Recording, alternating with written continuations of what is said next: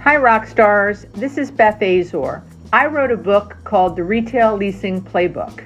This podcast will go over a few chapters each week to discuss the highlights of how you can lower your vacancy and increase your occupancy. I hope you enjoy it. Hey Rockstars, today I want to talk about chapters 3 and 4 in the Retail Leasing Playbook. So chapter 3's title is Take a Trip to the Mall. I think it's very important that you are very familiar with any of the local malls in your area that are nearby your shopping centers. I think it's important that you understand which tenants are doing well.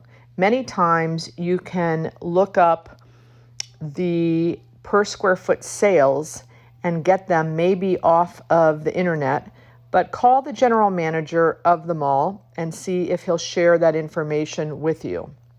Many times it's publicized, which is pretty shocking, right? But it basically is, it's a mall that does about $250 a square foot or $350 a square foot. Find out who the leasing agent is of the mall. You know, there are a few major mall companies these days, Simon, Taubman, Westfield, etc.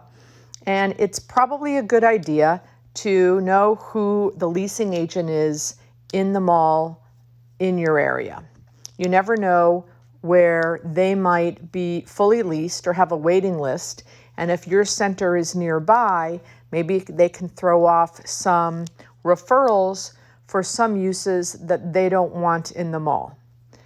I think it's important that you drive around the mall and then see which tenants face the parking lot. A lot of times these days, as malls start to change and adapt, you'll see restaurants becoming not just in the out parcels, but actually fitting into the main area of the mall, but having outdoor seating, etc., facing the parking lot. I've seen that a lot lately, which is great. Walk the mall, see who's shopping in the mall, what's the demographic. Look for signs in the windows of the tenants that are in the mall. You know, I remember one time I was walking through a mall and I saw a Lululemon store, and in the window it said yoga classes today at 3.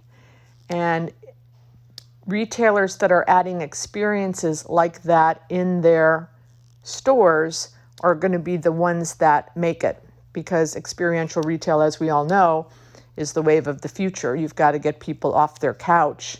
Anyone can order Lululemon online, but if they want to connect with like-minded people, they go to the store and experience a yoga class, right? So walking the mall, looking at the demographics, looking at if the kiosks are overloaded or are there empty kiosks. You can tell a lot about the mall in your neighborhood. And then when you're leaving the mall, drive around. A lot of times the retail that surrounds the mall are the big power centers. A lot of times that's the retail hub of the community. It starts with the mall and then it branches out. So in any new market, if your company just bought a new shopping center in Lexington, Kentucky, the first thing I would do is I'd drive and find the nearest mall, and then I would branch out from there. Chapter 4 is titled Map Out Your Market. And so this is a continuation of gaining knowledge about what's going on in your submarket. So for sure, you want to drive through your property, park your car, and go meet with all of your tenants. One of my coaching clients last week, he has been leasing a property for 9 months, and he read this and emailed me and told me that for the first time he went store by store and met all of the managers and the store owners that were his tenants, because he was focused on leasing the vacancies. And his company is a third-party leasing company, so they're not the property managers. So he felt that it wasn't really his place to go spend time with the existing tenants. So he took my advice and he did that.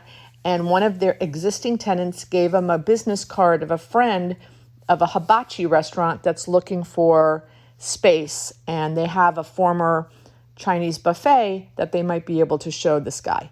So definitely talk to all of your tenants, whether you're managing the property or owning the property or not, even if you're just a third-party leasing agent, and connect with them and tell them that you're the leasing agent, tell them what uses you're targeting, see if they agree, and ask them what they're missing and what they would like to see in the center. Now, of course, if you're in a submarket with 3,000 people, all of the tenants are going to say, we want a Starbucks and, that, or a Trader Joe's, right?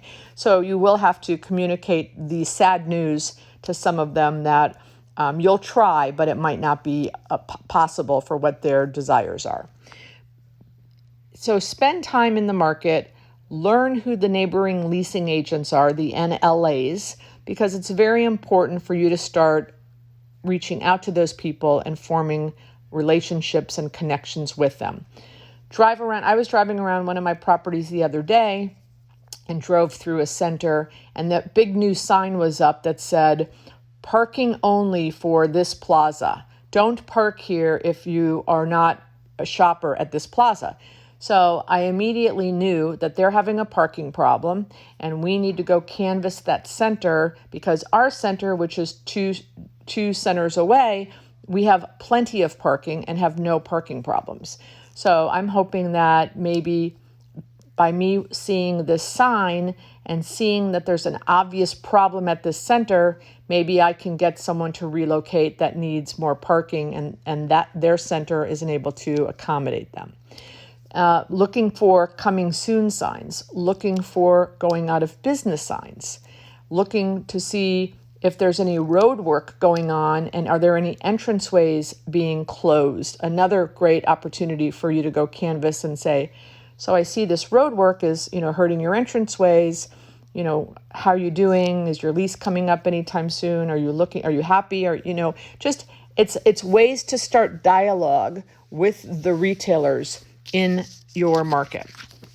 Don't worry about getting lost, especially the young people that are listening. You guys are like my son.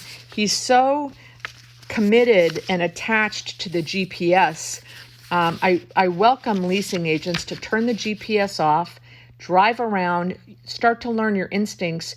You may come across a center you didn't even know exists. This happened to me about 3 months ago. I rarely use my GPS, but I was driving around and I said, let me turn down this street. And I found a little 8-store strip center. And I actually had 3 of the people to ask me for more information on my new Starbucks center. I didn't even know the center existed.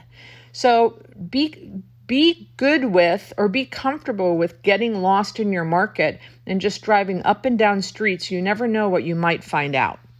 So that is it for the day. If you have any questions, feel free to reach out, Beth at AzorAdvisoryServices.com. That's chapters 3 and 4 of the Retail Leasing Playbook, which can be found on Amazon if you haven't ordered it yet. I hope you are learning, and I'm always trying to help you increase your occupancy and lower your vacancies. Take care. Thank you for listening to this week's podcast. I hope you learned a few nuggets to help increase occupancy and lower vacancy. See you next week, where we'll go over a few more chapters of my book, The Retail Leasing Playbook.